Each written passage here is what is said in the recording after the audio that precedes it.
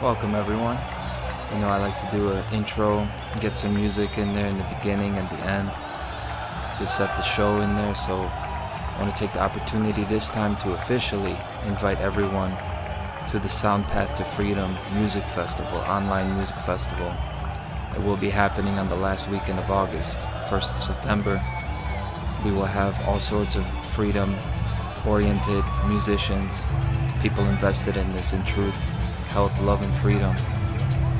And I will be there in a triple function. I will be there as a musician, as an MC, and as an organizer, one of the organizers. So I wanted to bring that to you, to know that this week in Tyranny is coming at you hard and strong and fast, but so is the Soundpath Music Festival. So don't just join us the day of, join us now. Now we can use your help, we could use your outreach. So links will be, of course, in the description, and tune in with us. Hope you enjoyed the show.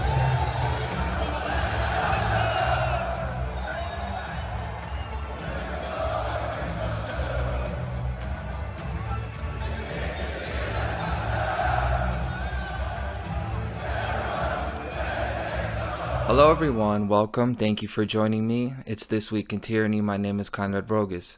We're going to have some fun again. It's going to be a long show, I can already tell. We're going to have some fun. It's April 13th. The full moon is out tonight. It just works out that way, and this is show 123. 123. It's happening. I always thought about what 123 would be like, what show 144 would be like, show 200. And we're getting there. We're not getting any younger, but we are getting better. So 123 is about sequence. It's about chronology, right? We're going to go A, B, C.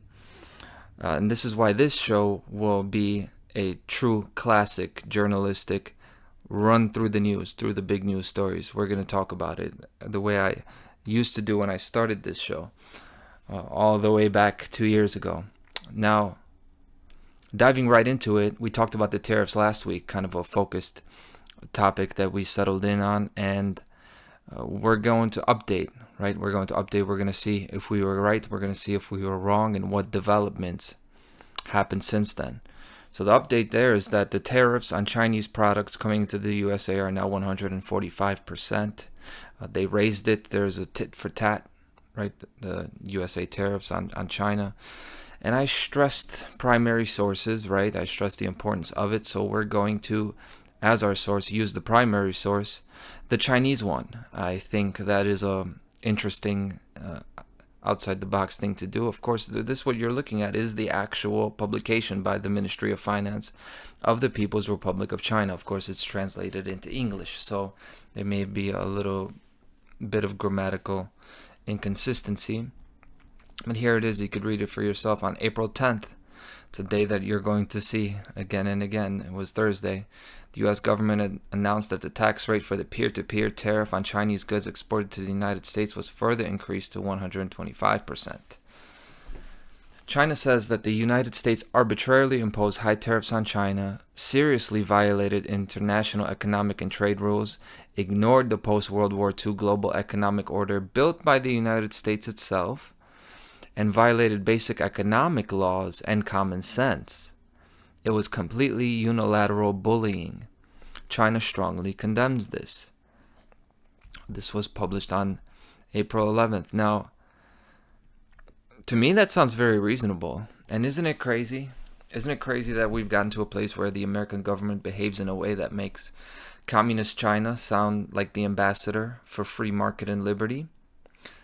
Because currently that is the case. You see, the communist Chinese are the ones who are standing up for free trade. Of course, the United States is currently trying to impose tariffs because the state is not actually free trade. And I say to everyone, welcome to the show. This is what we've been telling you for years, for a decade. Before I ever opened my mouth, people were saying, hey, we don't have capitalism. We have crony capitalism. We have corporatism. We don't have actual free market. The tables are tilted. The game is rigged. However the expression goes. They also said, China, Even if the United States continues to impose high tariffs, it has no economic significance and will become a joke in the history of the world economy. I enjoy seeing the Chinese little jabs. At least they got some attitude.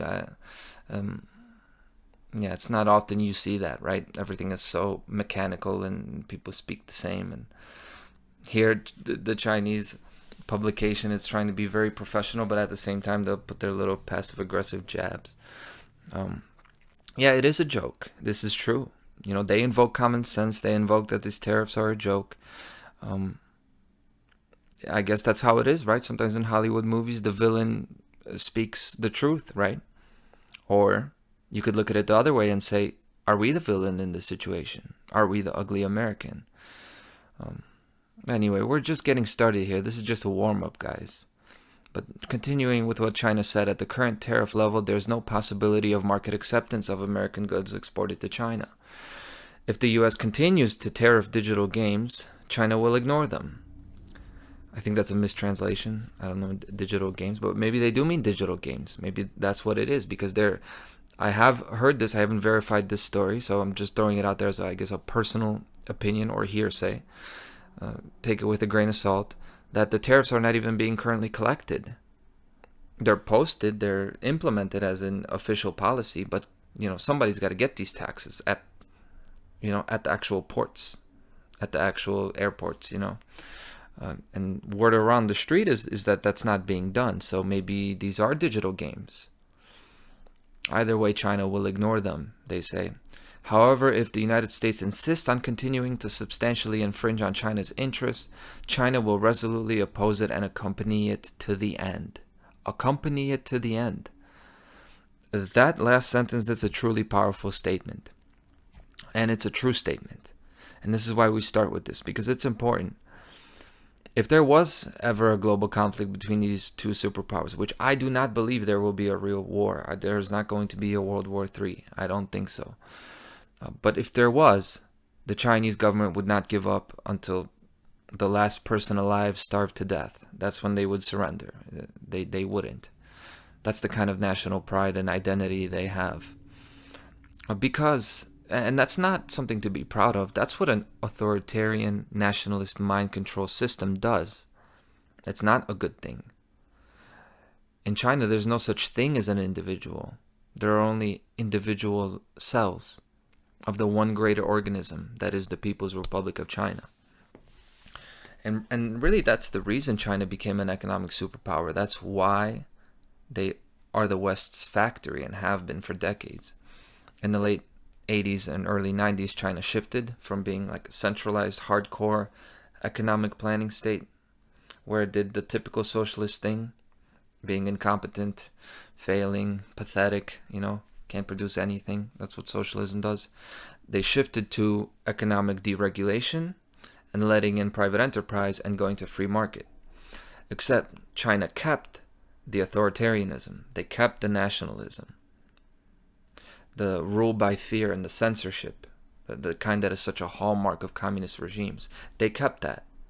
So they took part of what is thought of as American, but they didn't also implement the American freedom of expression, all of that, only as much as was necessary to have the actual market flourishing.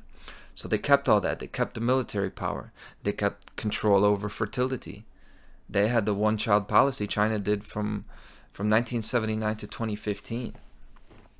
And in fact, they only reversed it recently, because now it turns out China is having the same birth rate disaster, worse even than the West. The fertility rate in China is 1.0, I believe, or 1.10. Is even worse than the 1.3 or 1.5 that the United States has, which is, of course, way below the 2.1 fertility rate that you would need to have a steady population to replace the two parents. So it's not only the West that is dying off, it's China as well. But that's not the point. Please understand, China didn't just decide to go capitalist, right? This isn't just on a whim. They didn't get up and say, we need to change, we need to be a better China. The fall of communism, both Soviet and Chinese, it was timed and it was coordinated by the global financial interests, both banking, banking and industrial. And if you go back far enough, it's not just their fall that was coordinated. The rise of communism was coordinated. It was facilitated by the banking powers. And there's smoking gun proof of that. For me, the smoking gun proof is the way that Vladimir Lenin was transported by train to St. Petersburg. He was in Switzerland, and he was given a sealed train ride all through Europe, through Finland, through Sweden. This is after already being arrested, convicted, sent to Siberia for 3 years, all for sedition. Him being a known and active revolutionary, existing kind of in the fringes. He was kind of on the run and living in the shadows, wanted by certain authorities, right?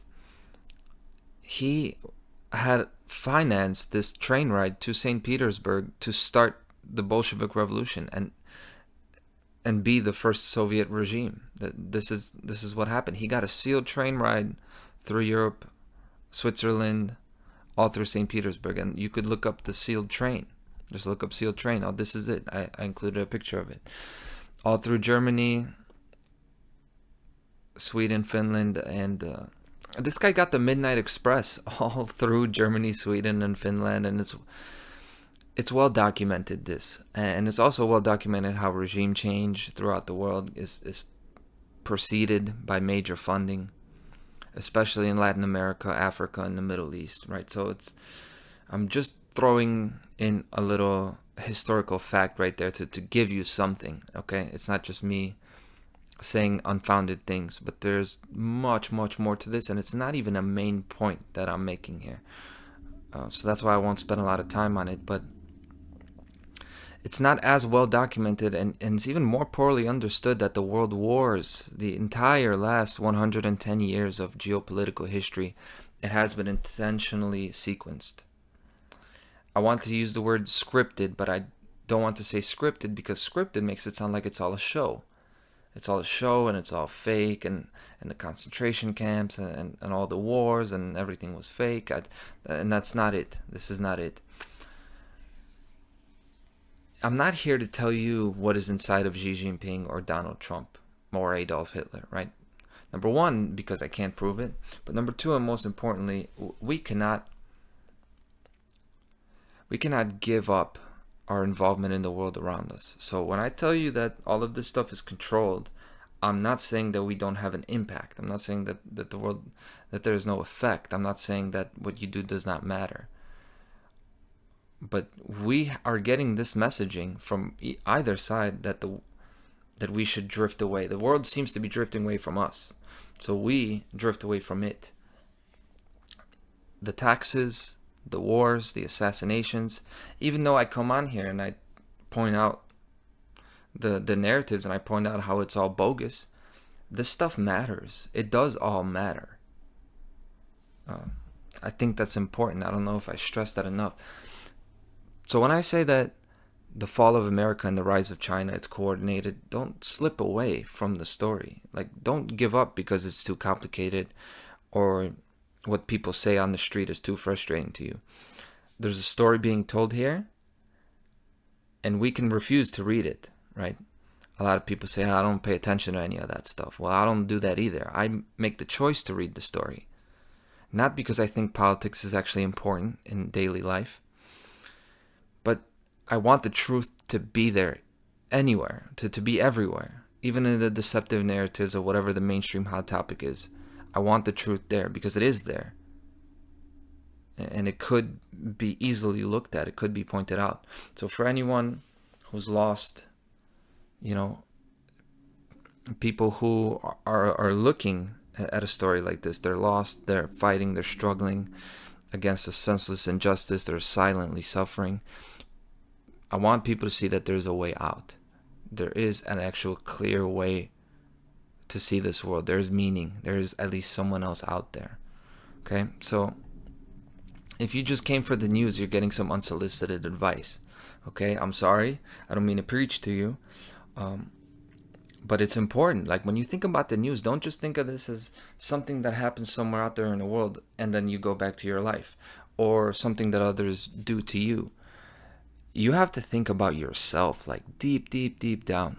What is this news story saying about you, about me? What is this saying about me, these tariffs? Where does it fit into the choices that you've made in your life? So, specifically, we're talking about this tariff slugfest, right? China, USA. We got these two stubborn, unrelenting opponents. China says it's going to fight till the end. America says that the Chinese are going to have to make the phone call first, like two kids. Otherwise, they're not going to budge. And it seems very possible that neither country will give up. And that's the point. They're like rock'em sock'em robots. So, I think, okay, this is an old game, right? This is an old game. If you can create a battle between two dangerous forces, the people are going to have to passionately defend one of those two sides because of a very primal and emotional motivation to avoid danger. If you're in the world and you're saying that, oh my God, there's about to be chaos because of these two sides, you think you're in danger, you think your family's in danger, so you associate with one of those two sides. It's very hard to stay out of that conflict. It's preying on very basic human psychology. But I say we need to go back further than that, than these tariffs. Why now? I think, why did the coronavirus come from China? Because that wasn't an accident, right? Why is it that ever since they locked us down in 2020, it seems that we have been separated further and further into these polarized corners where there's less loyalty to truth and principles, and there's all the loyalty to tribe, to race, to nationality. Why is that? And getting even more personal with this, is it that we can only motivate ourselves for something when it's against someone else? Because that's what's happening here with this China rhetoric, or whether it's Iran or Al-Qaeda, whoever it is. But right now it's China. It was Russia back in the Cold War. It's like the only thing that motivates people is that they have to go up against somebody instead of doing it for ourselves. Right? Because to me, that's the story. We have 100% plus tariffs accepted only because they're against China. They wouldn't be accepted for any other reason if it wasn't a very basic, simple, rudimentary us versus them. We got deportations to de facto concentration camps to El Salvador of legal U.S. residents because it's against the global migration agenda. It's against the stuff that people have grown to hate. We get illegal censorship because it's against the critics of Israel. It's against those liberals, right? The college students. Yeah, and over the last few years, people have seen enough of this. They've seen enough of the protests. They've seen enough of the social media posts that they hate them so much that now, because it's against them, they will swallow censorship. Destroying people's cars, right? The Teslas. People who worked hard to fucking buy that Tesla vehicle. It's accepted because it's against Elon Musk. It doesn't even make sense. It's not actually against them. But that's the narrative. That's what it feels like. Do we ever do something because we love ourselves or love someone else? I insist on involving that in these discussions because it, to me, puts the trade war between U.S. and China into perspective. When you got mutual tariffs, both governments get richer. There's war, and they collect the spoils of war. The mathematics are simple and plain with that. The more you support the U.S. government, the more you don't care about yourself, or you don't trust yourself, because you're feeding this entity. These people are feeding an entity, trusting that it's going to nurture and cultivate your future well-being, the world for your children. And we go through life looking for that light, that angel in a dark room that tells us that there's someone else with us.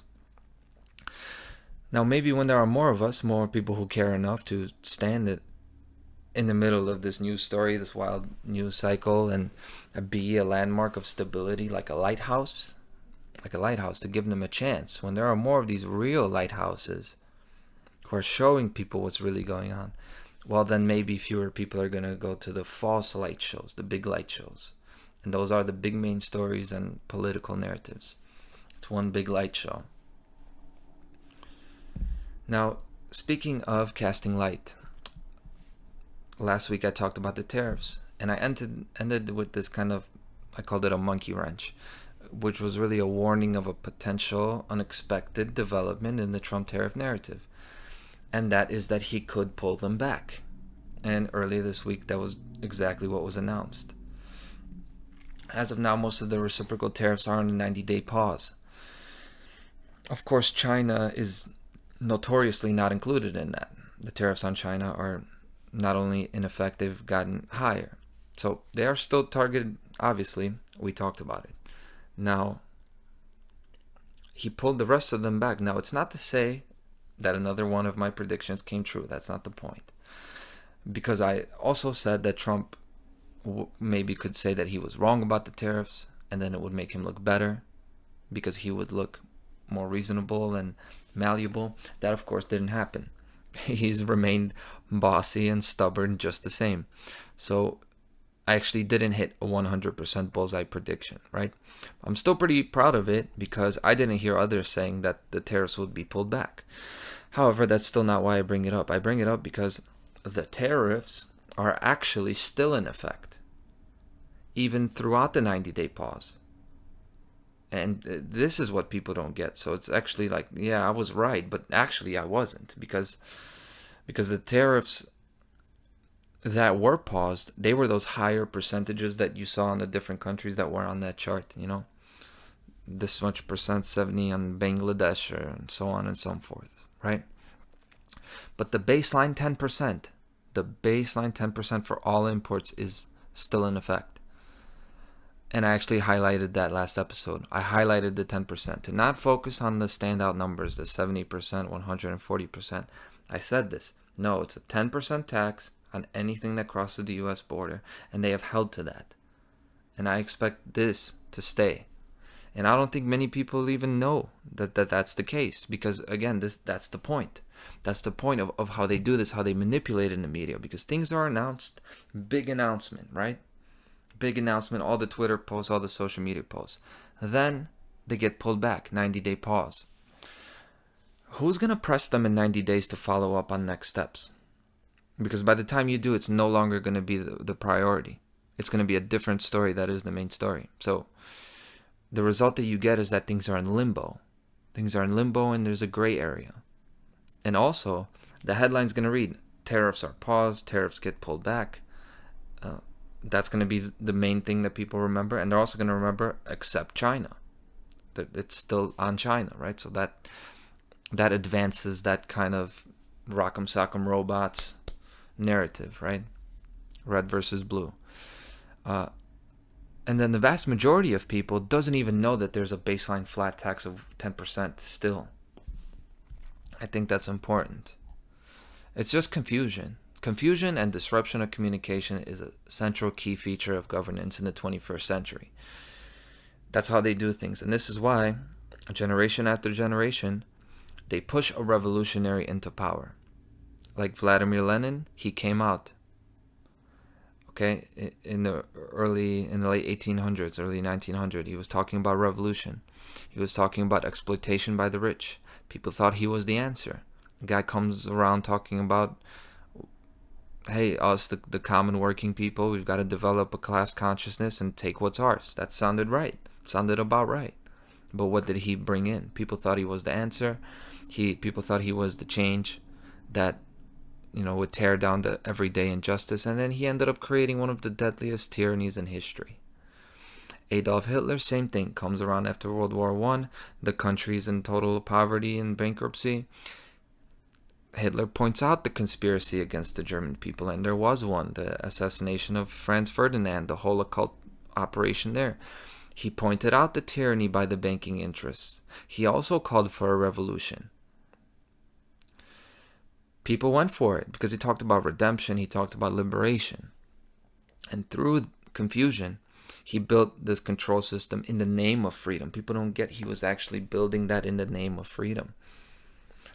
And there was confusion, intentionally so. And people confused the Rothschild banker Jews that he was talking about at first But then when it came to it and he was in power, what were they actually doing? They were taking from and eliminating the Polish and German everyday innocent Jews, which were just middle class or upper class people at the time, just regular people. They weren't the banking interests. He never got rid of the banking interests. The banking interests funded him. It's such a direct parallel, and today we have the same confusion, right?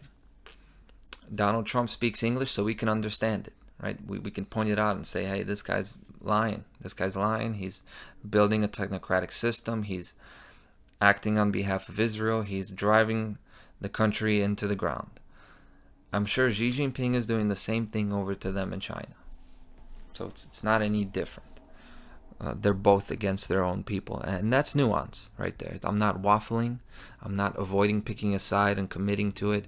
I'm just pointing out the confusion there. And that's going to be it about the tariff development. And tariff itself is a word I'm getting sick of because it's a euphemism. It's just a tax. It's just another revenue gathering operation. It's another revenue stream for the government, increasing revenue. Now, next story. Increasing revenue is not the only way to make more money. You can either make money by increasing revenue or by decreasing spending. And this week, April 10th, that is exactly what was announced to have happened. Secretary of Defense Pete Hegseth, he announced that $5.1 billion in defense cuts were accomplished. I'm going to play this video. This is, of course, a DOGE, Department of Government Efficiency action. Okay, so he's talking about something that happened thanks to Elon's Department of Government Efficiency. I'm going to play that video for several reasons. One is he's fake. The rhetoric is alarmingly simple and Trump-like.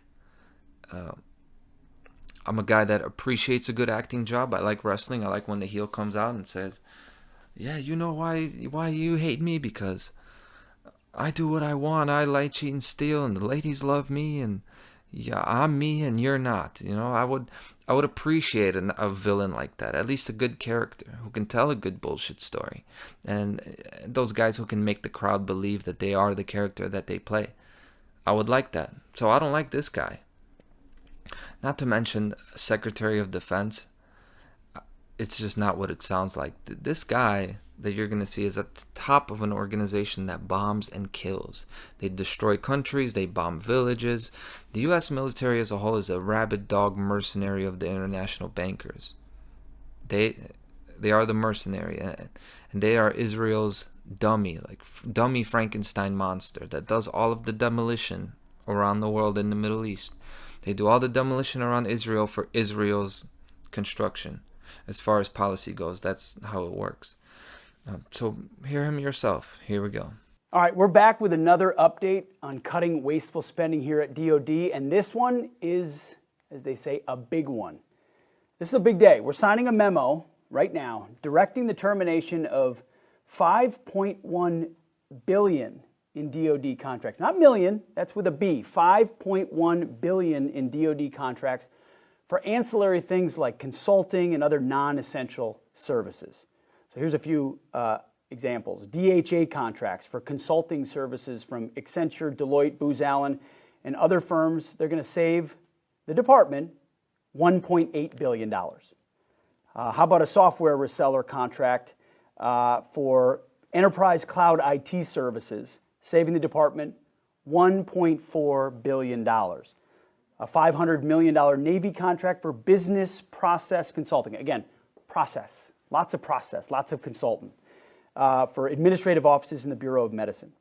By the way, we need this money to spend on better health care for our warfighters and their families instead of $500 an hour business process consultant. That's a lot of consulting.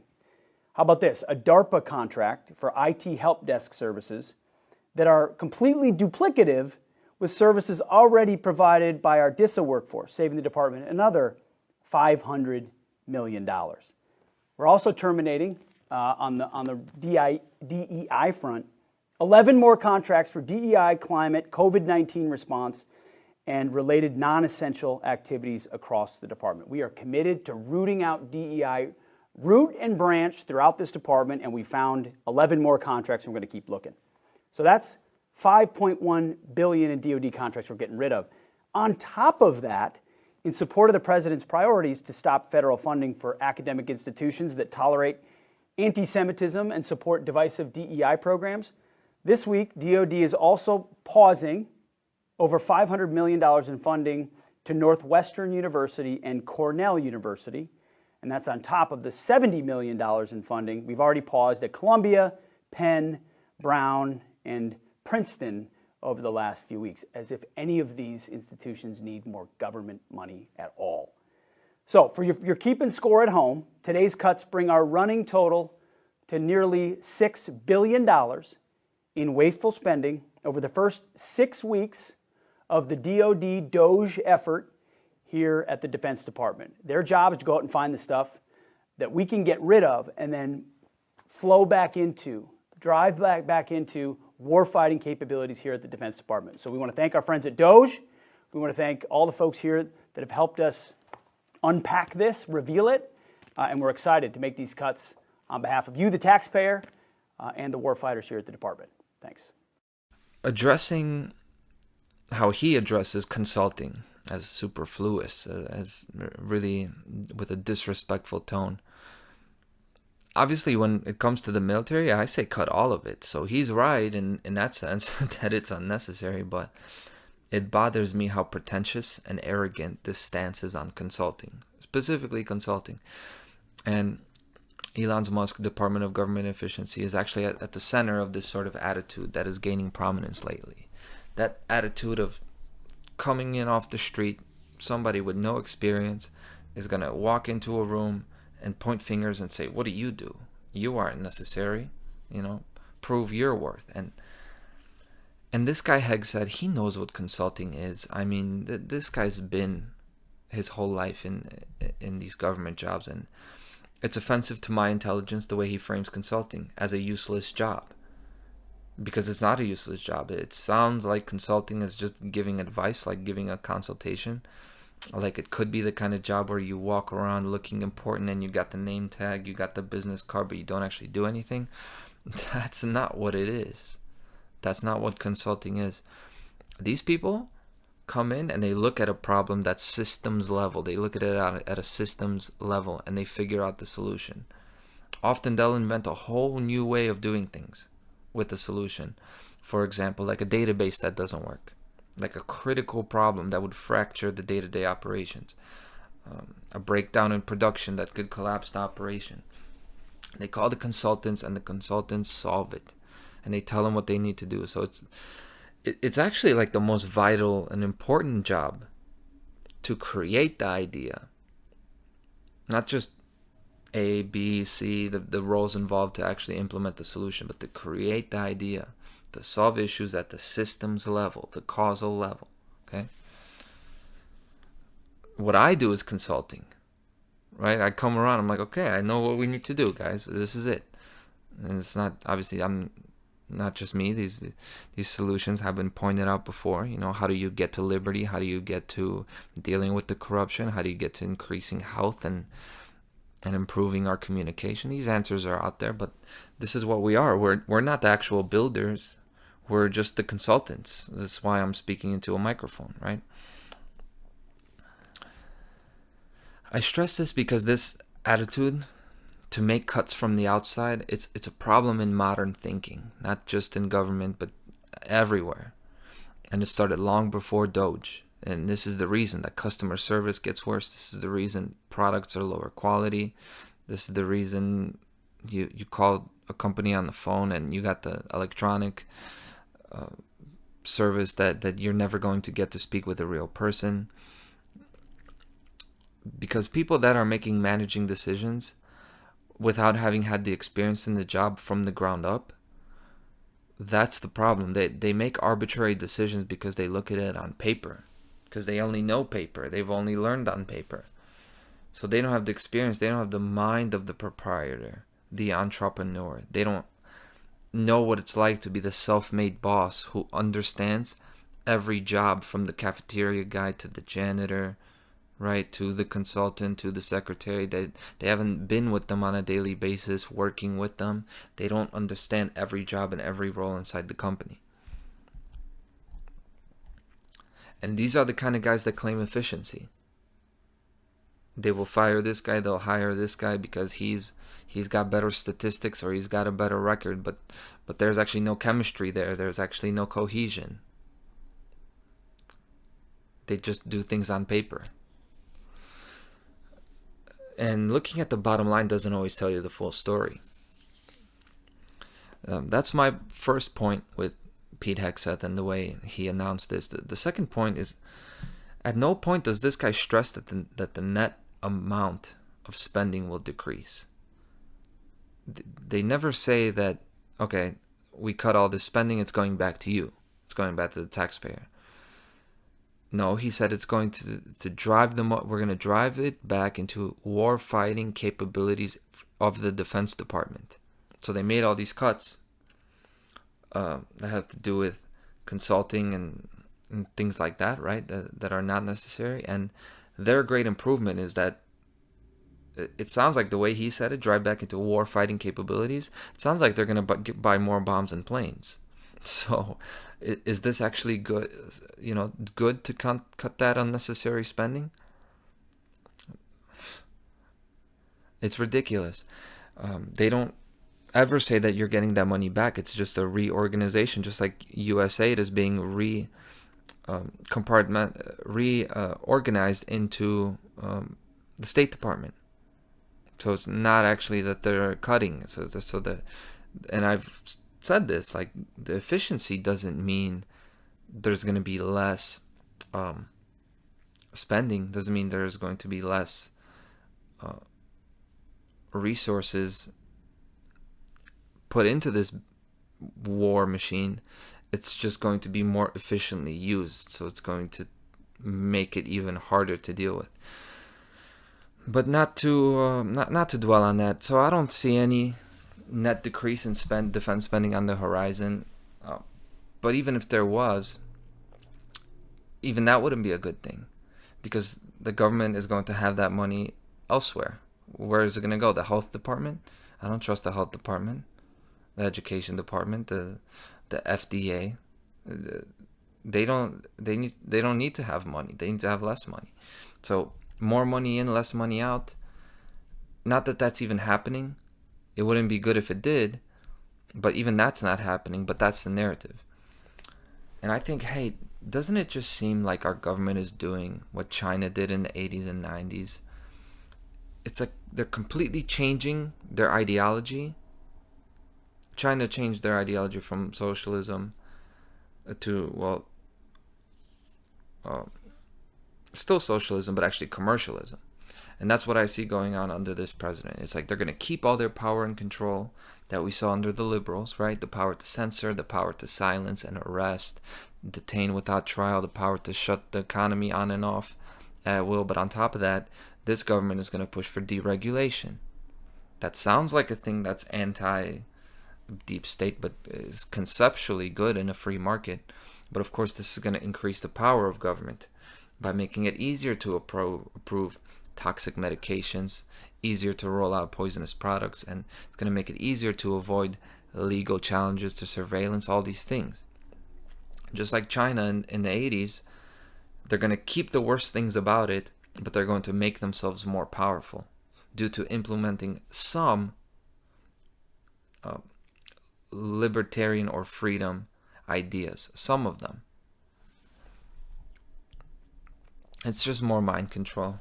It's just like the Bolsheviks overthrowing Tsar Nicholas. They removed corrupt leadership, and it's true. Those Bolsheviks, they removed a corrupt leader. They took down a murderer. They took down somebody who was exploiting the people. And then that gets infilled with an even deeper stranglehold on the people. This is what happens. So let's get away from politics per se, and we go to some other news of a different kind. This is also on April 10th. It was this Thursday. A lot happened. A helicopter crashed into the Hudson River, right in the heart of New York City. And this was one of these Tor helicopters. 6 people died in this crash, 3 children among them. And it's actually on video, which is crazy. I'll play it.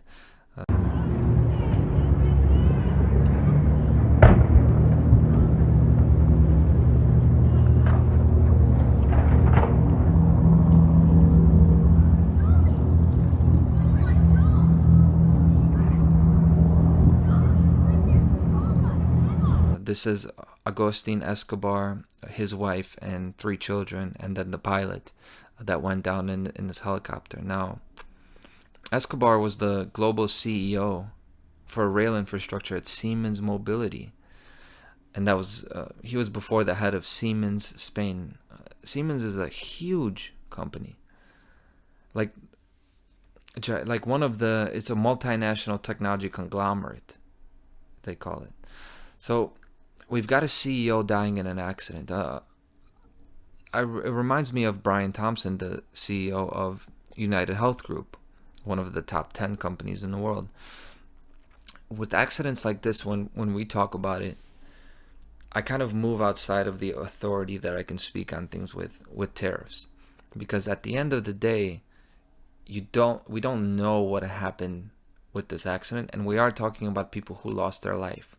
So the conversation changes a bit, but it still belongs here. And we can talk about trends, and we can talk about symbology. And I do like doing that here. Now, one trend that I'm seeing, it's not just the firings of government employees, right? But the deaths of CEOs now. You're seeing more CEOs get removed. And it's not just mid-level companies. We're talking like the largest companies in the world. Siemens is an industrial automation, distributed energy resources, rail transport, health technology. It's the largest industrial manufacturing company in Europe. Holds the position of global market leader in industrial automation and industrial software.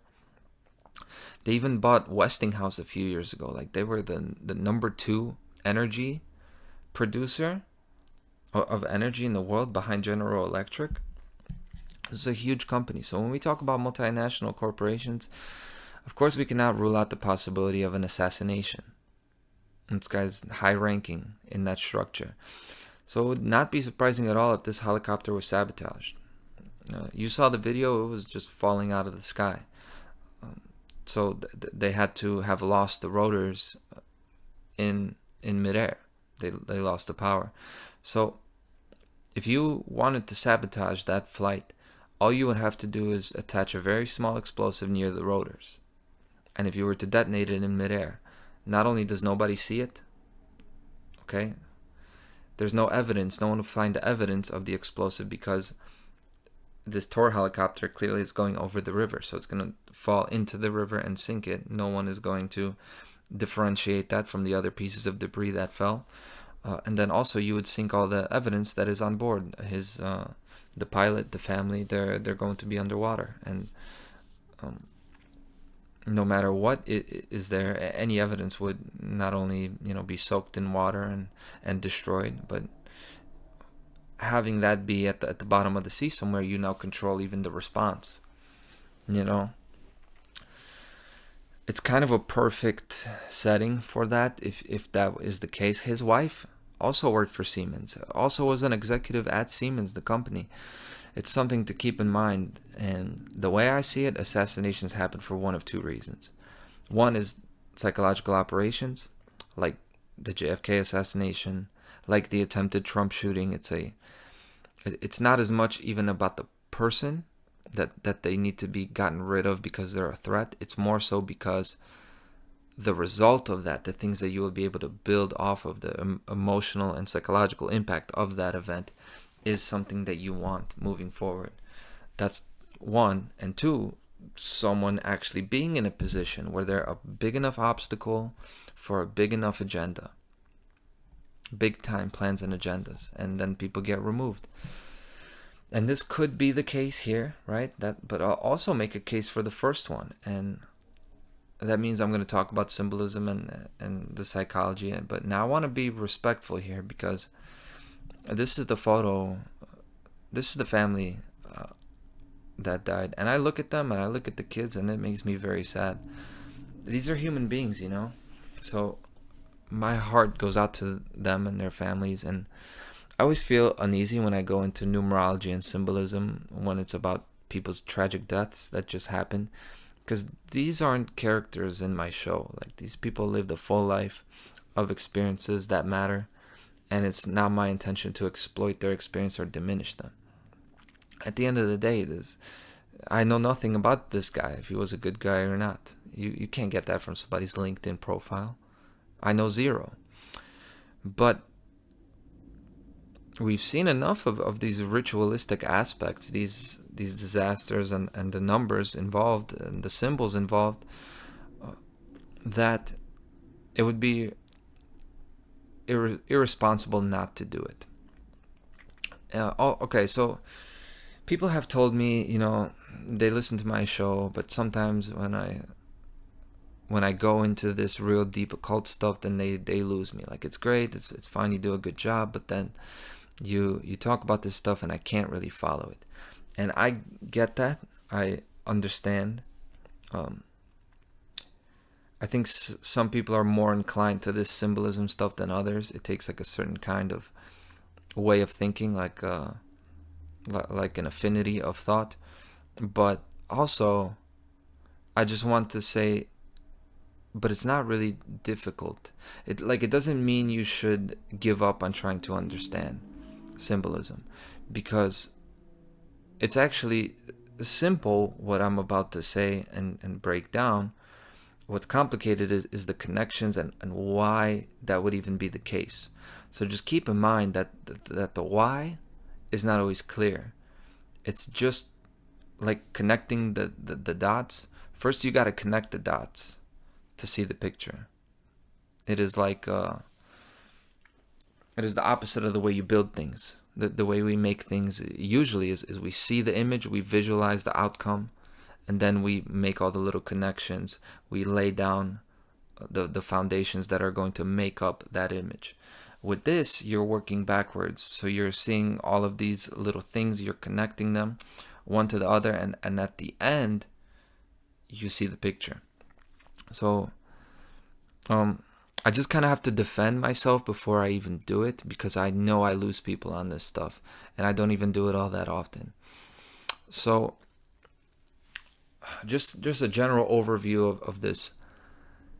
It crashed into the Hudson River. Like, this is right to the west of Manhattan. So we're talking about right in the heart of New York City, the symbol of America, where the Twin Towers used to be, where we had the biggest psychological operation, the biggest disaster that the whole world looked at. And we're talking about the attack of 9/11 on the Twin Towers.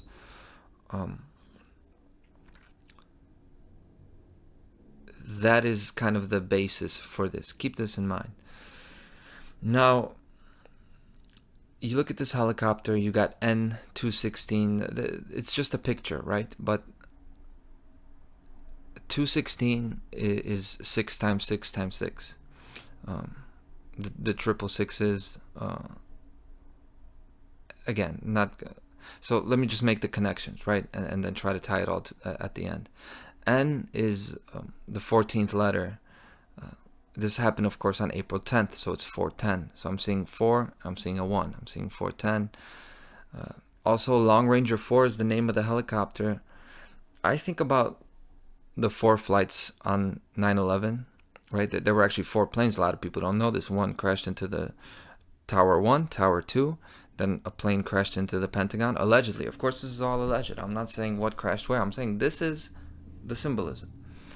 And then there was, of course, Flight 93, right? The flight that crashed over Pennsylvania, I believe. That was the one that crashed, that did not hit a target. So there were 4 flights on 9/11. And, of course, Long Ranger, that has to do with flying in general. Maybe the sense that these guys were from the Middle East and they came all the way over here. These long-range flights. Not that the flights actually went overseas, but they did, right? And there's a letter after the 216. I don't know if it's another N or if it's an M. I don't really see it. But you're seeing N216. I hesitate to point out the 666s, but it's because I don't see it, like I don't see numbers as evil or anything like that, or like, oh, there you go, that proves that these guys are Satanists. Is not what I'm saying, but you do see 666s in a lot of these events, so I do point it out. Then the actual, I don't know if you call this a serial number or some kind of an identifying number that you see under the Long Ranger name that's on the door. You see NY9A9001. A is the first letter, so when you're seeing A, it's a 1. So NY is New York, and then you're seeing 9, 1, and then again 9001. So you're seeing 9191. The number 9 itself, when you add it up in gematria, it acts like a 0. So 9s are zeros, really. So you could look at that and see 911 in that little serial number right there. That whole date, that whole number 911, the 9 is a 0. So really what the number that we identify it by is 11, and that was a one giant 11. It was the two pillars, the two lines, 1 1, and they collapsed. The 9/11 was about the collapse of the pillars. There's symbolism with the destructions of the temple, in Jerusalem, the destruction of the temple, and the two pillars. I mean, what are the two pillars in a family? It's the mother and the father. 20 years later, we've got birth rate, crisis and all this stuff, and the country's falling apart. So there you go, right? Now, this day, 4/10, April 10th, there are more occurrences throughout history. April 10th, 2010, same day, 15 years ago, this is when this is the small lanes plane crashed. I remember this because I'm Polish, and this is a plane crash where the Polish president, the sitting Polish president, and his wife and everybody on board, like all of the top presidential advisors and military officials, they crashed over Russia, going to actually a memorial for a Soviet war massacre where they shot like 30,000 of the, again, pretty deadly. Communism is a pretty deadly regime now. So imagine like Air Force One crashes with Trump on board and his family and everybody else. Like, that's a big deal, right? 96 people died, including Polish President Lech Kaczynski and his wife. That's funny. I said it the American way. Lech Kaczynski, his wife, and dozen other senior officials and dignitaries. When that happened, we were all like, oh my God, I can't believe they did that, because we'd say, well, the Russians took them down. Like, this kind of stuff doesn't happen. And of course, there's a whole big rabbit hole about what happened that day. And for Polish people that I know, like my parents' generation, we hear something like that, and we would never think that's an accident. This is the thing. We're just, having experienced totalitarian regimes, we see these things differently. Like, we don't assume that the mainstream story is true when it comes to something like a plane crash. We're going to say, hey, we're going to assume that's foul play until proven otherwise, right? Interestingly enough, I know very, very, very few Polish people ever question 9/11. That they rarely ever question that story.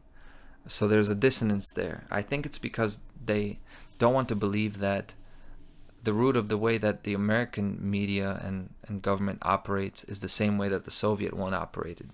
They don't want to believe that it's the same thing, but it is. Now, this crash, same day, April 10th, 2010, it was Polish Air Force Flight 101. 101. Again, it's the 11, right? It's the two pillars. And then there's also a 10 there, because the Tupolev aircraft, the Tu-154, is the type of an airplane that it was. 1 + 5 + 4 is 10. And the number 10 is going to come up again and again. And it does, April being the 10th day of the month. We're just connecting, and we're going to try to make sense of it later, okay? Same day, much further back, April 10th, 1816, the federal government of the United States, they approved the creation of the second bank of the United States, the central bank. If you've seen the last episode, that's the bank that Andrew Jackson fought with. And I made a whole big deal about it last episode, talking about that. And now, next episode, you get this crash. I even used like footage of New York in the 80s in my outro of the show last week. And now there's this helicopter crashing. It's kind of crazy. The same date that second bank of the United States was approved, and there was the whole bank war with Andrew Jackson. And here is the flight path of this helicopter. It started out Wall Street heliport. They went around the Statue of Liberty. Of course, the representation of freedom that ties in with Colombia and all of these other disasters that happen, where the feminine symbol is taken down. Anyway, goes around. Helicopter went around the George Washington Bridge, and then eventually crashed near Pier 40, near the Holland Tunnel. Where do I start with that? So Pier 40, by the way, that's April 10th is 410. 4 times 10 is 40. So you're seeing that again, and you're also seeing the George Washington Bridge that it flew around. The George Washington Bridge plot is something that's not that well known, but that is something that happened on September 11th. While we had the attacks on the towers, there actually was an arrest of people, of a truck with explosives on the George Washington Bridge. And I'm gonna include this from this website Wikispooks, because I saw this. I think it's a well-written article, this kind of Wikipedia style thing they do about some false flag events and conspiracy related stuff. I think this is very well written, and some of the other stuff I've seen on there is also really well written, which surprised me. I'll have to check this out, but in case you don't know this website, I'm gonna post it there. And I'll actually play the video, because you could see. A lot of people don't know about this, but see for yourself. And word late tonight that 2 suspects are in FBI custody after a truckload of explosives was discovered around the George Washington Bridge. That bridge links New York to New Jersey over the Hudson River. Whether the discovery of those explosives has anything to do with other events of the day is unclear, but the FBI has 2 suspects in hand, said the truck load of explosives, enough explosives were in the truck to do great damage to the George Washington Bridge. But they arrested the 2 suspects, and they're questioning them as we speak.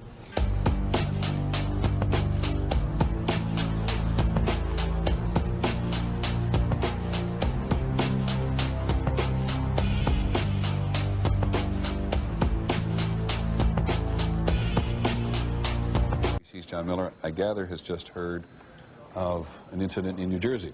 The New York City Police Department has a report that the FBI is responding to New Jersey because a truck reportedly loaded with explosives has been stopped by authorities on the road there, and the men with that truck have been detained. Members of the Joint Terrorist Task Force, according to the New York police officials, are responding to question those people. I want to underline that all the phones to police headquarters and to the FBI from here seem to be disabled. So sorting through these reports to get specifics, to sort them out, can sometimes take time, but this is information that is in the possession of the police department, comes from the FBI, and we don't know the exact significance of it. Okay, thanks very much, John. Well, thank you, and again, our apologies to our viewers about 5 minutes ago, but we do have an established connection now with CNN's Deborah Fayrick. The reports we're getting now, 2 or 3 men arrested on the New Jersey Parkway. Deborah, can you hear me now? Yes, I can. That is the information that I'm getting from 2 sources, that there was a van either on the New Jersey Turnpike or the Garden State Parkway, and that it was near the George Washington Bridge. There were 2 or 3 men who were in the van. The van was pulled over. It is not clear why the van was pulled over, but when it was, law enforcers found tons of explosives inside of the van. That is right now all I'm hearing. But again, 2 to 3 people in custody, and we are trying to get more information on that right now. Deborah, I don't mean to put you on the spot here. Do you know where on the Jersey Turnpike this was? How far from New York City? We do not know that. We are looking into that. There is one report that it was on the New Jersey Turnpike. There is another report that it was very close to the bridge, if not on the bridge. So again, these details are all emerging, and we're trying to piece them together. But that's what we've got so far. 2 to 3 people in custody right now, found with a van filled with explosives. So that's the George Washington Bridge plot. Now, where this helicopter actually crashes is right by the Holland Tunnel. Holland is the name for the Netherlands, and the way they got their name is actually the Holland, which means woodland. It's all about the wood. Now, we have a thing called Hollywood.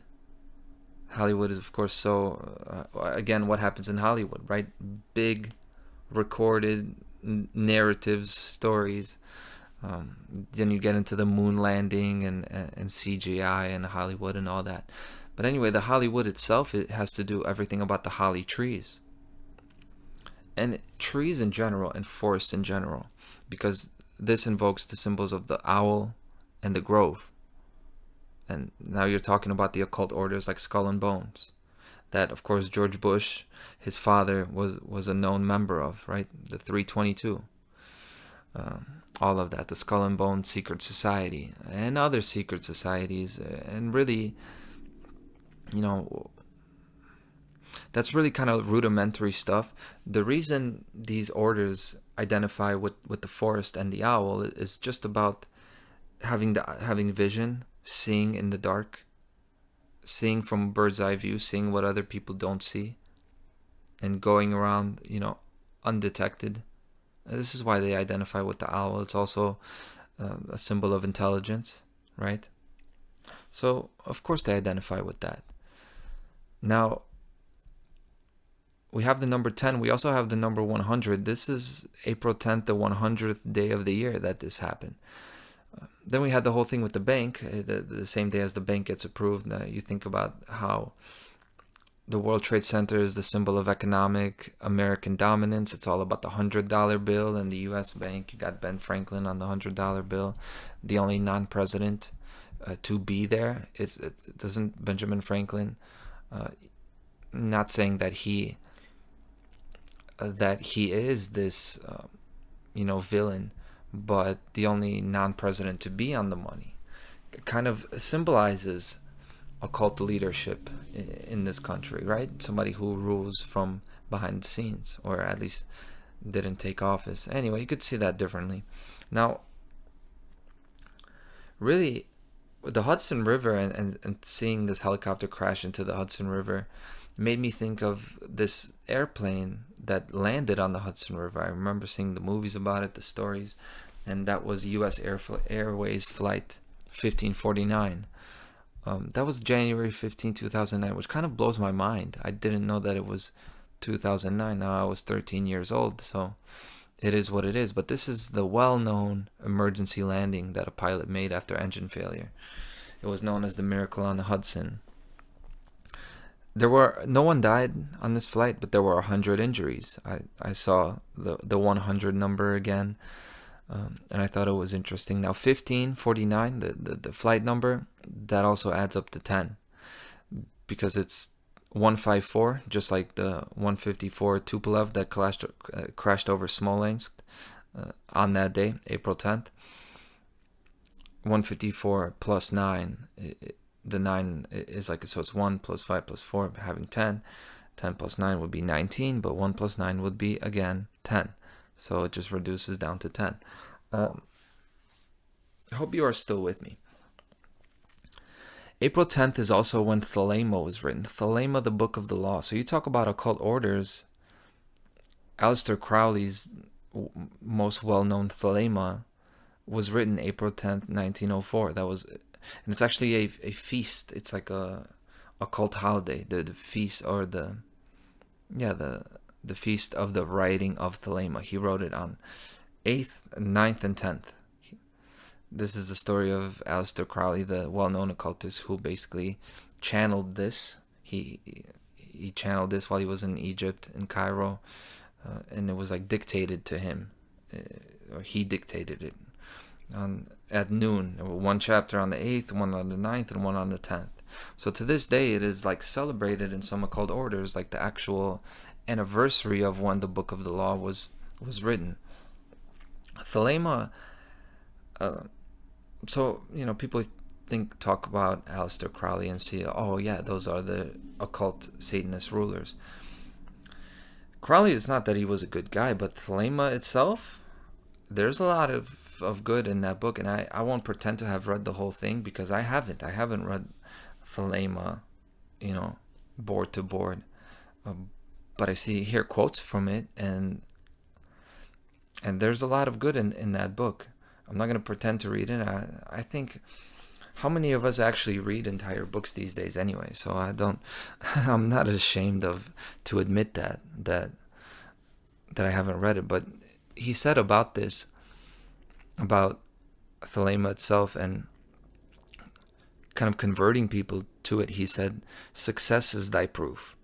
Argue not, convert not, talk not over much." By that he means, hey, you don't need to try to convince somebody that you're telling the truth. Be successful, like be the example, and then you will be proven true. Don't even argue, don't even talk over them.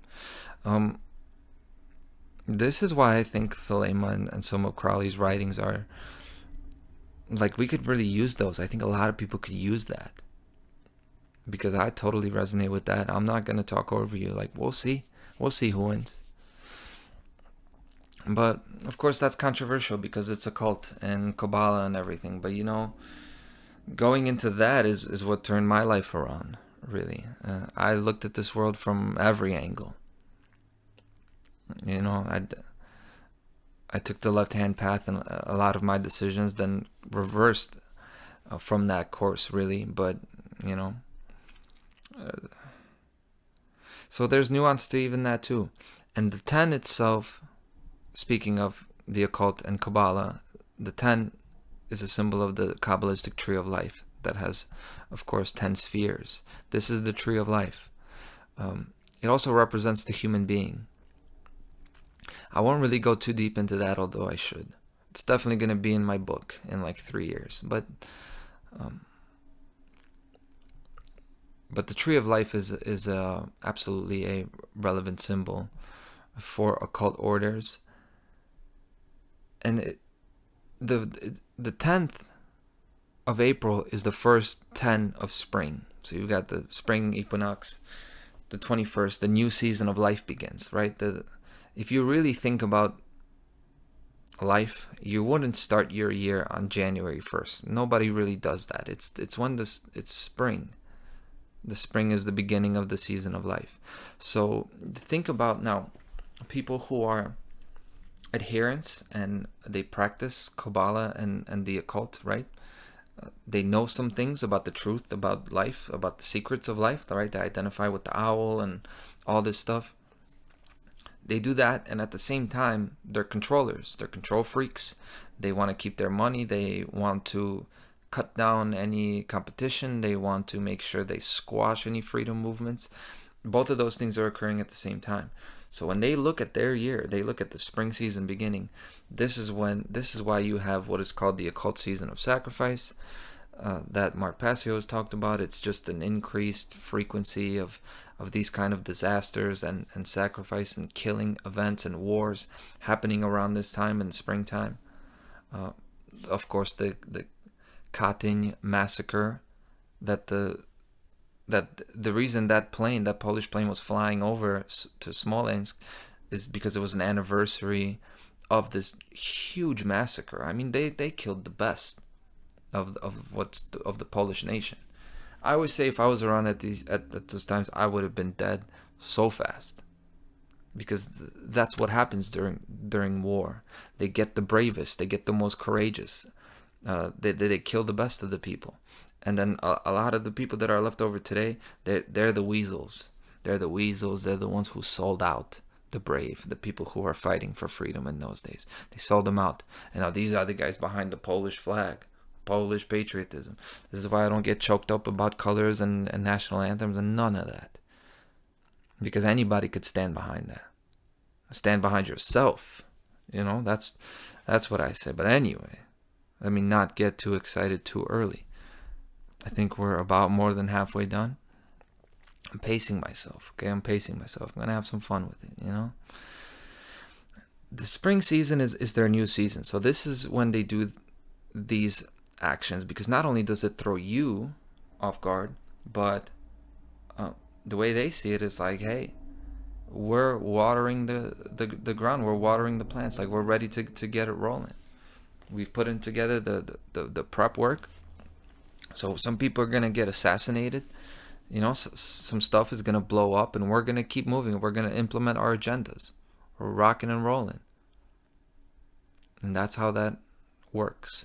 Now, I'm going to just reiterate, like I did before I went into the symbolism. I don't know 100% if this crash was planned or not. The 2010 Smolensk one, the Polish one, I would say yes, absolutely. Just because of the prominence of it being a president, and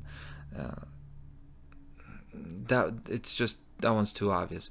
But the symbology here, it could be indicative of the connections that accompany or shadow the occult structures that we discuss here, meaning all this stuff is true and it connects, but not necessarily caused by those occult structures. So I'm not saying that they blew this helicopter up, although you have all this thing with April 10th and the 10s and the 100s and the 9/11 connections and the George Washington Bridge, right? You have all that, but the point is, even if that is not true, which I can't tell you 100%, the point is there's a theme. There's a theme, and you could see it. You have to think about the news as a story. So what is the message with CEOs being removed? The message is reorganization. Not a massive one where the rich are totally eliminated, like the Tsar being eliminated. Just look at what transpired with the tariff stock market swindle, right? People have pointed out that, hey, this guy announced the tariffs, and then the stock market crashed, and then when he made the announcements that they're getting pulled back, then the stock market jumped back up. So anybody that had inside knowledge of that, they could have made a fortune. Anyone with insider knowledge of the tariffs could engage in that old strategy of the rich taking from the poor. But there is reorganization. Current events and mass media are letting us know that reorganization and consolidation is underway. So it's very important that you look at yourself and your family and where you stand. Don't get swept away in this stuff. During COVID, by the left and everything that was happening then, and now by the right, we're getting offered every opportunity to check out, to just say this world is bullshit. I don't know what's going on. This isn't the world I remember. I'm out. Checking out mentally or physically, whatever. We're being told all the time to leave the world behind. Remember there was a movie called Leave the World Behind? I did an episode about it. It came out last year. Hey, remember that was around that time of a bridge collapsing? Another psychological trauma event. It's another disaster on a river. We just talked about George Washington Bridge and the explosives on that, right? Well, I view the river and water itself as representing love and freedom. That's what it represents to me. I just took a shower before this, and I don't think this often, but just having that warm water over me, I was just so grateful to be alive, that this force, this water does what it does. It's amazing. So when we talk about the river that represents life, no one is touching my river. Like, it's going to flow freely, and I'm not going to sabotage my own bridges either. I'm not going to blow up my own bridge, because I've done that before. If you think about the river as your life force, or even a woman in your life, like, I've blown up these fucking bridges before. You better know. But not anymore. I'm not doing that anymore. So this is all beyond who's controlling things, the ruling interests that run the show. It's about your choice, whether you're going to let these narratives dominate your own, or will you stay committed to your own life and your own narrative? Like, will you choose forward motion? And that's the point at which we take a break from the news. We take a little break. And this is part of learning and absorbing information. You got to step away after a while to process what you've experienced. You need to like physically move somewhere else sometimes, like, or at least mentally. You took in all this information, you got to put it into practice to see what you just learned. If you even learned, like, how does it hit you? How do you feel about it? And give it that space to breathe, so that what is it going to be like when you go back into the material? Do you remember what you learned? Can you build on it or not? You know, most importantly, though, whatever you learn about the world, you should immediately reflect it back to yourself and find out what it teaches you about yourself. So I don't care about Trump or RFK or Elon. It's not the point. I look at this and I think about myself. And I think about the world. Like, what can we learn from this? That's the point. And this is what I was thinking this as I was driving in the morning to another job site on Friday. So this is Friday the 11th. Down Lakeshore Drive in Chicago, there's a big, beautiful Lake Michigan. And there's a street that's alongside the lake. It's called Lakeshore Drive. And you could see all the buildings on this side and then the lake on this side. So the sun was out. It was kind of warmer after a few cold, gray days. And I looked at the harbor with the boats. And I saw the green open grass next to it and beautiful construction, you know, the buildings and the lake over there. And I had this thought. I was like, no tyranny can exist under these conditions. Like, you can't really enslave people. Like, nobody would. If anybody saw this for what it is, there's no way you could abuse someone or like execute someone in that environment. If people were really there, taking in the sheer beauty of that landscape of a warm sunny day outside, no one would let themselves be controlled. Because the beauty of the world, it informs man's self-image as being worthy of love. When you look out at something pleasant and it brings you joy, it not only makes you value that thing that you enjoy, but also makes you value yourself, even just for being able to experience it. Again, it's like a mirror. This is the kind of thing we learn in relationships and experiences. You know, these are lessons that teach us that. Parenting teaches us that. But this is what it is. I think a key aspect of freedom is its aesthetic surroundings. Like, really your environment that you're in. Is it colorful? Is it beautiful? Is there a variety of sights and colors? Or is it gray? Is it gray and depressing and square? Look at Soviet architecture. Look at these places, what they look like. What does it look like? Look at the videos from North Korea. There's a look to it. The aesthetic surroundings. They tell the story so much. Even the art of a certain time period. We need to care about ourselves enough to be in environments that are clean, that are pleasant, and that are beautiful. And if we're not lucky enough to find ourselves in that environment, because that may happen, a bomb could drop in the middle of the street and change my environment in a split second. And then it won't be beautiful anymore. That could happen. Like I said last week, it takes 100 years for a tree to grow and then 1 minute to cut it down. But there's another side to that point. There's a practice of creating beauty out of nothing. You may know it as art. So I want to share something with you guys. I know a girl, and don't get any ideas. I'm not saying that she's a romantic interest of mine, okay? It's not that kind of a thing. I'm just saying she's a writer, heavily influenced by the Latin American boom and magical realism literary style. Look, this girl's going to write you poetry on the spot about anything, like just anything. And you don't need to give her like a beautiful backdrop or a plot. Don't have to give her a beautiful story or anything to build on. It's almost like she actually prefers that things aren't very glamorous, because that would be cheap. That would be like too easy. So she will take like ordinary inputs and give you an extraordinary output. And to me, that's kind of the essence of art and expression. Like, that's the act of creation.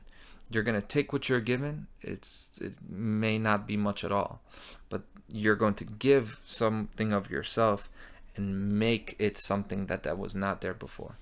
So I share this anonymous woman with you, not to make anyone jealous, but to remind us that the generation that's going to inherit this world, they're being handed a damaged environment, like a really bad situation. Still a beautiful world, right? They're still beautiful on the inside. But the toxicity of the food and water, the psychological damage by our technology use habits, our poor modeling of human relationships, that's all really bad. But the key is there to change it. Like, this world is not lost. It's not inevitably heading towards mass extinction, because the seed of love and liberty is within us. But all we need to do is plant it and make the external reflect the best part about the internal. And each one of us can be this kind of person. This kind of person that can create wonder in a dark room because the magical landscape is already within her, right? Yeah, that would be a really nice place to end the show, right? A little heartwarming, little finish, but I'm not done. So I got to keep going because we got to talk about the external conditions.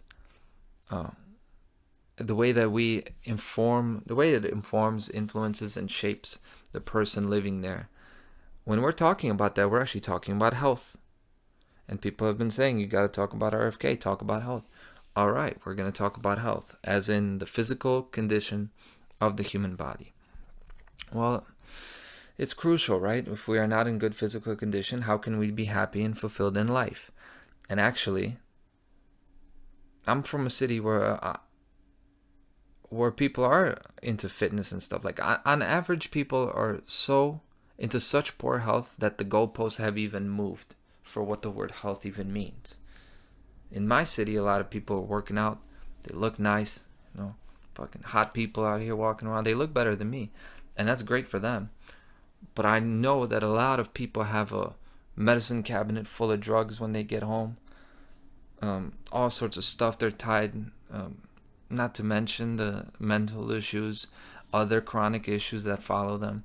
So physical condition doesn't mean like good cardiovascular health, right? And like bright skin.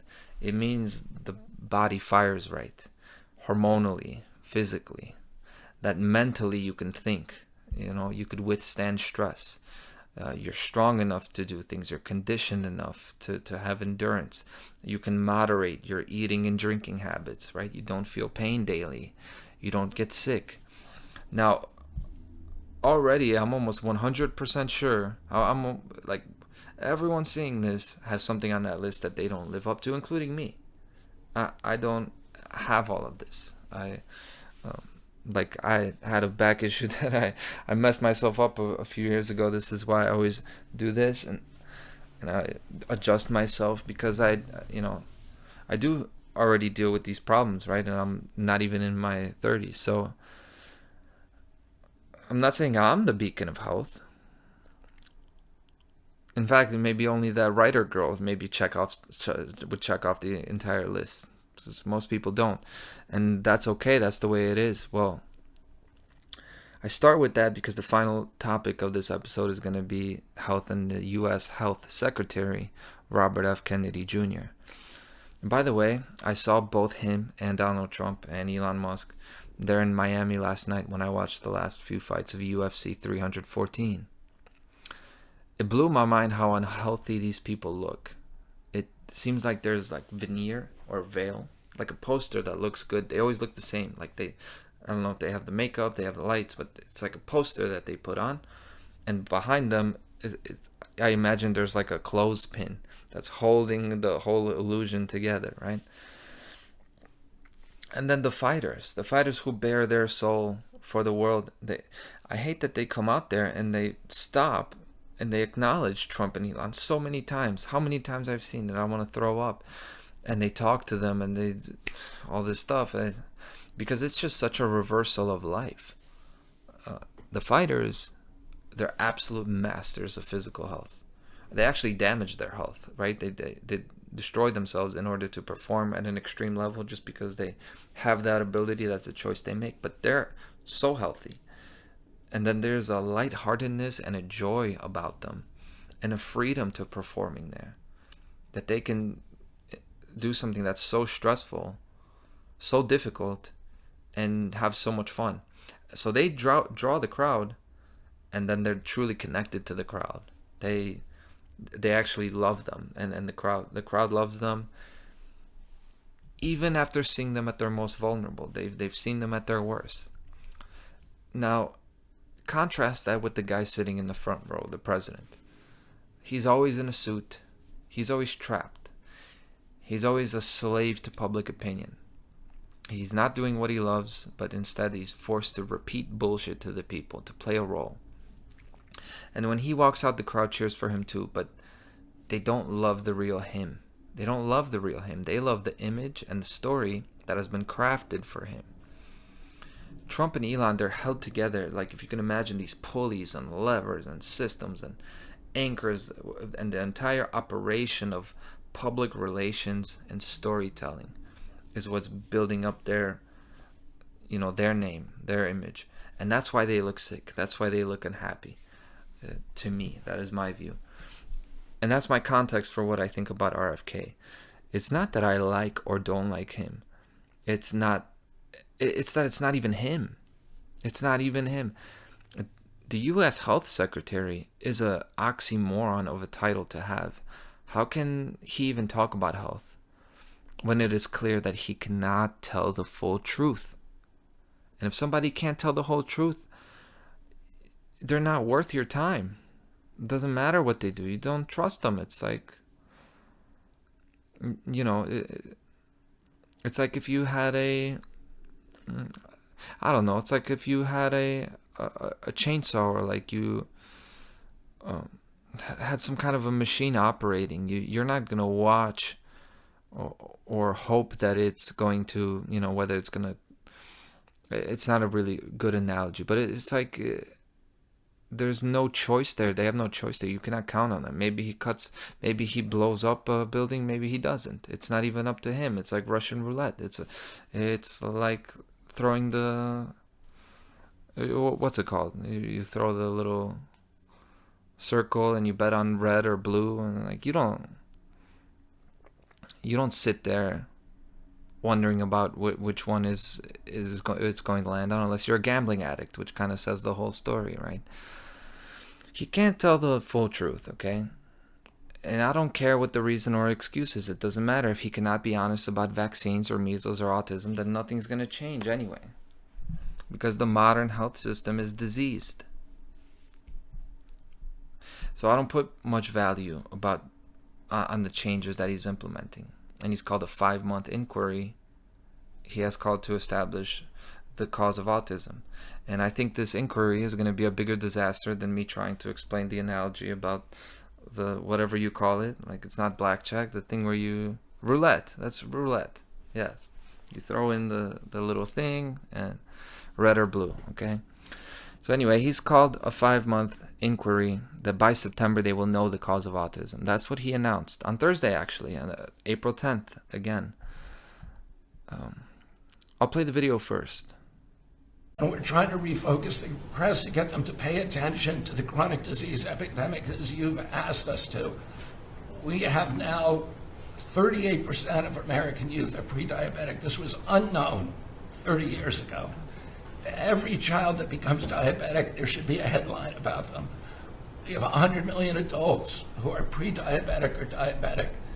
And we have, we have now, the autism rates have gone from now, most recent numbers we think are going to be about 1 in 31, 1 in 12, so they're going up again. From 1 in 10,000 when I was a kid. And we are going, at your direction, we are going to know by September. We've launched a massive testing and research effort that's going to involve hundreds of scientists from around the world. By September, we will know what has caused the autism epidemic, and we'll be able to eliminate those exposures. So big. Think of that. So it was 1 in 10,000 children had autism, and now it's 1 in 31. Not 31,000, 31. That's a horrible statistic, isn't it? And there's got to be something artificial out there that's doing this. So you think you're going to have a pretty good idea, huh? We will know by September. There will be no bigger news conference than that. So that's it. If you can come up with that answer where you stop taking something, you stop eating something, or maybe it's a shot, but something's causing it. It can't be from 10,000 to. Can you imagine that, Marco?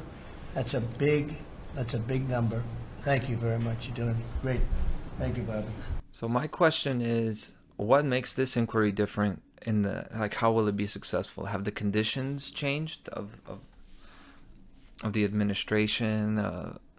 Because the science has been out there, right? So if we don't have the answer to what causes autism, then we're not asking the right questions, or there are interests that are keeping those answers from coming out. And if that's the case, has that changed? No, it hasn't, right?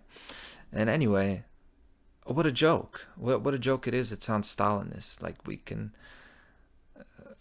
can't figure out a scientific question. Well, tell the scientists if they don't find the answer, then they're going to be executed. Does that work? No, that doesn't work. But that's what he says, right? What does him calling that? How can you assume that you're going to get the answer? Well, but they'll know by September, right? I wonder if it's going to be by the 11th of September. But I do want to analyze this objectively. RFK does sound the alarm on health issues and children's health. To me, just based on that, he's better than most. He has done such good work, but I don't support him or the administration at all. And there are a few reasons for it, but I really am just going to focus on one, because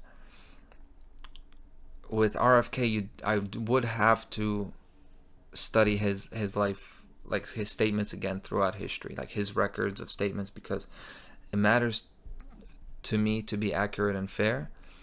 And this guy, I'm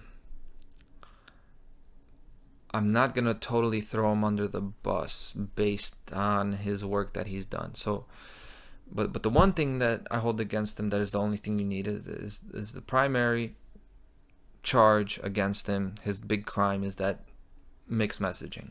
His mixed messages that he's sending are unforgivable on the MMR vaccine, on vaccines in general. He's just rhetorically unreliable. Often he says the right things. He talks about medical choice, making food nutritious, removing the toxins. But for anyone who gets in the government to change that, like, you're up against a vicious opponent.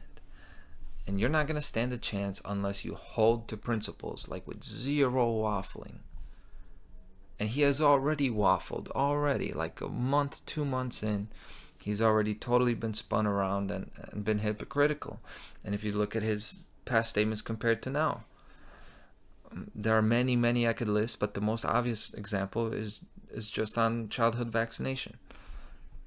It's a simple one to me. Like, how can you spend years researching and speaking with these families, meeting the people he has met that talked about their children and the reaction that they had on all of this stuff, reported on all of it, went through all the studies, made the documentaries, the head of a organization, Children's Health Defense, and then now he advocates for vaccines and said that you should take your children to get them if you want.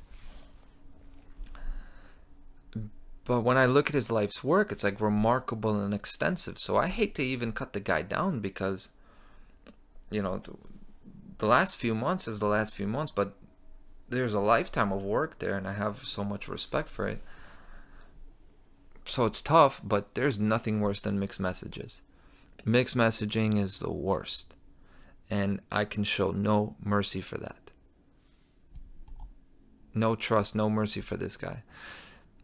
Because not only is he going to get attacked now he's getting attacked by the mainstream media and science establishment for being a conspiracy theorist and an anti-vaxxer, but for the sincere, unbiased, common people looking for answers, they cannot fully support him now, because he's not identifying the absolute cesspool of liars that the health agencies are, the corruption of scientific research by mega corporations and special interests, not to mention the root of all these problems, which is that the philosophical and psychological view of life in these circles these people subscribe to makes it so that there will not be health.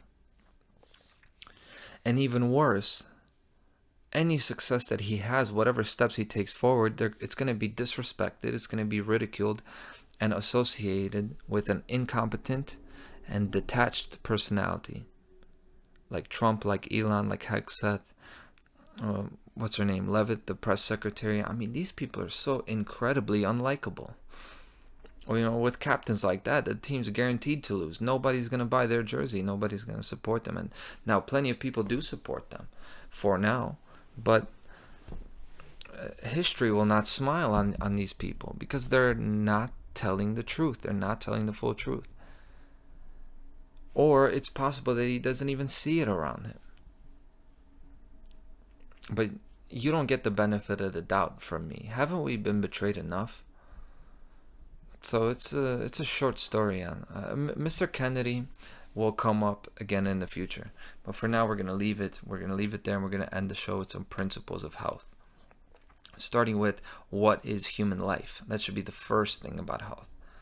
And some questions like that, they're better answered not by spitting out a definition, right? Starting with not that, but you start to talk about something, kind of like going through the symbols. Like you have to start making connections, talking about things, and then the answer is there. And once you see the result, you can identify that. You can describe it with a sentence, letting that form the definition. So I brainstormed a bit before starting this show, like flow. One of the things about health is flow. A healthy body is one where the fluids flow freely like a river, right? The blood, the oxygen, that is tied in with motion. Another one is motion. Motion is health. Once you have, the more motion you have, you get a high, temperature, a temperature where nutrients can flow and operate. And then if you have no temperature, no movement of molecules, that's where you have death. Okay, absolute zero. So the body should be engaged, and then that encourages the oxygen and the blood flow. That's part of it. Another part is sensory stimulation. We require the body to be stimulated. We can't live being numb. We require engagement to live. Like, we need feedback from the environment. So spending time with not only a variety of foods, right, places, but also people. The people we're around is part of health. And that brings me to variety. Variety is another principle of health. It relates to balance and moderation. You can't do the same thing every day. You have to try new things. If we do get set into a specific environment, and we do have a part of health is homeostasis and having a routine and being reliable and to our body. But if we do get set into this way of doing things and then we get taken out of it, then it's a shock.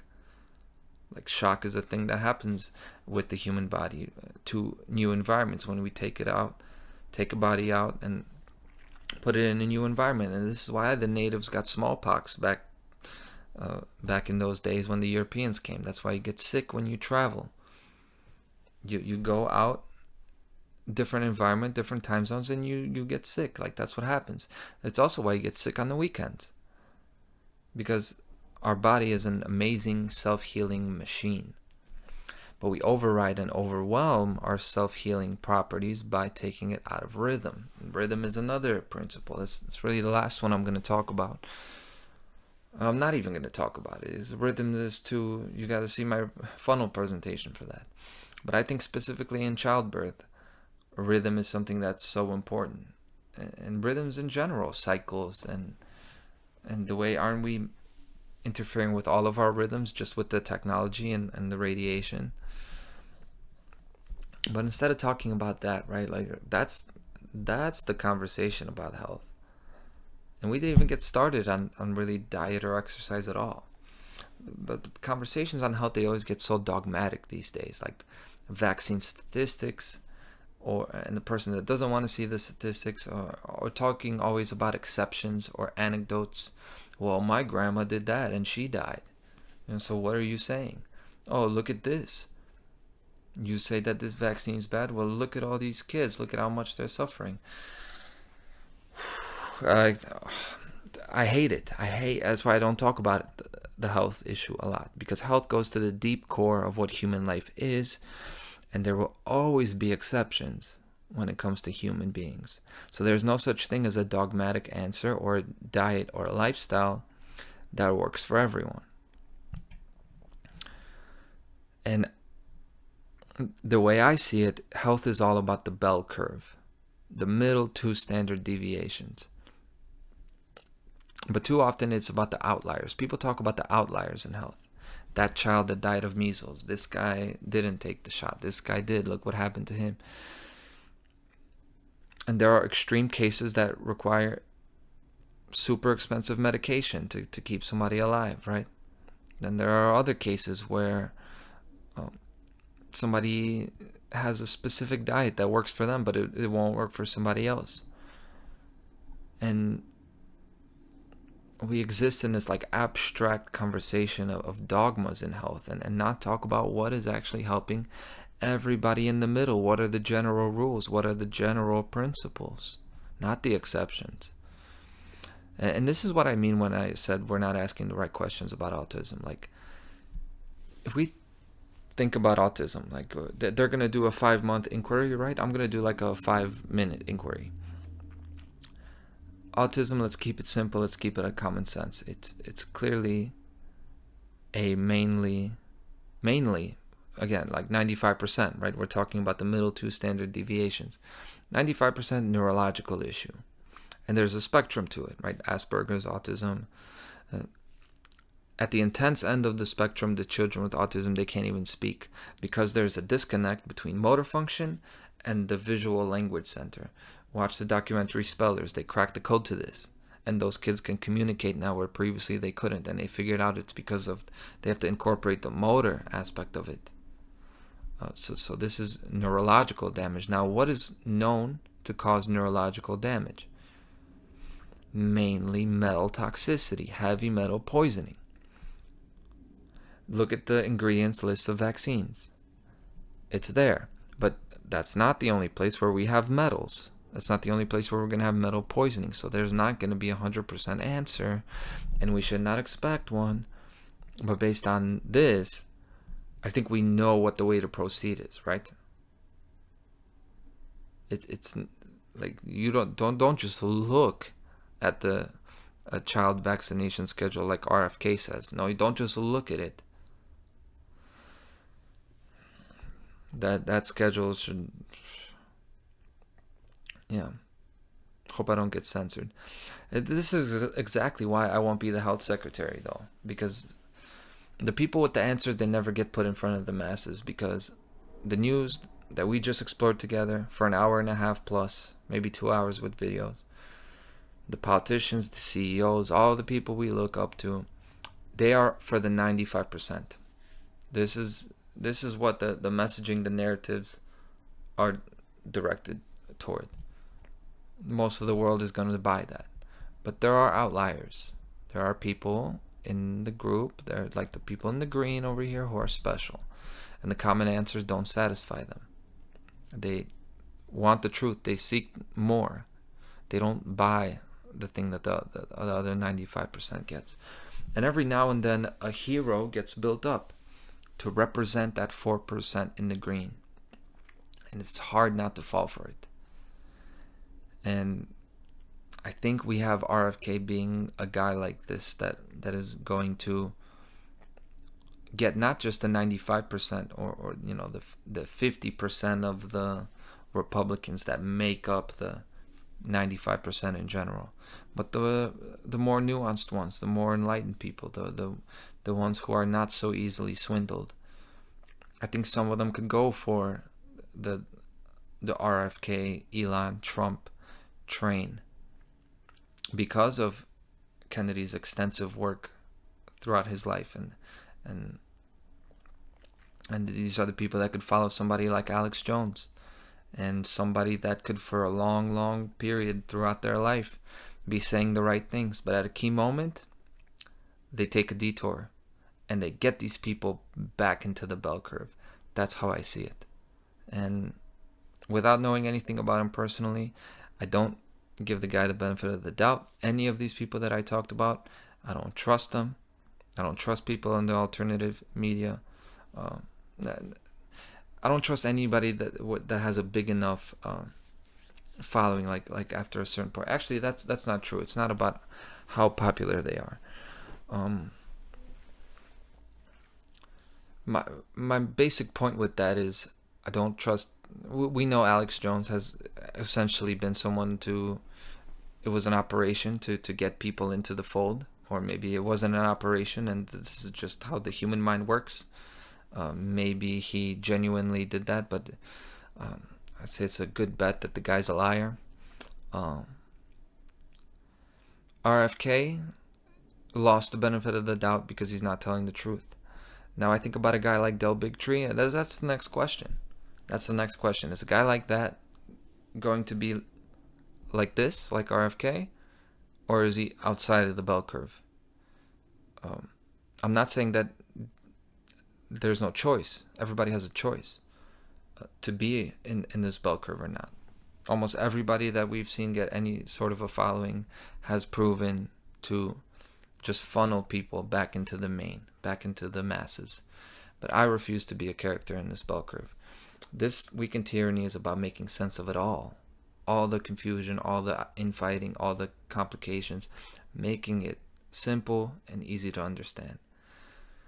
And I know it's not the classiest thing to do, but if I don't say it, nobody else is going to say it for me. There is no other show like this in the world. And truth be told, I'm somewhere past this green. I'm not in the top 4%. I'm outside of that. And although my look is not top 0.27%, right? My camera, my background, my voice, maybe. I'm not the top. I'm just a regular guy. But the degree to which I throw my heart and soul into this, what I do, striving to be a person that I myself can love, and to live my life as the person that you're seeing on video, that's top 0.27%. That's for fucking sure. That's for sure. That's me. And we can all do that. And if we do, then the world is going to get better. That's when the world gets better. There's going to be love and health for all the population, not just the outliers, but 100%. 100%. And that's it. Thank you so much. I'm going to leave it there. See you next week on This Week in Tyranny. Yeah, I need to, like I said, I need to be busy. Again, this is it's just, I think my main purpose obviously now is, family and fighting. And when I'm not fighting, I feel like, I'm not ticking all the boxes. I need to be ticking the boxes. I don't like wasting time. That's why I've talked to my manager, obviously before this. I'm like, we need to keep me busy. It's weird. I've never, again, to be honest, it's never really happened. Maybe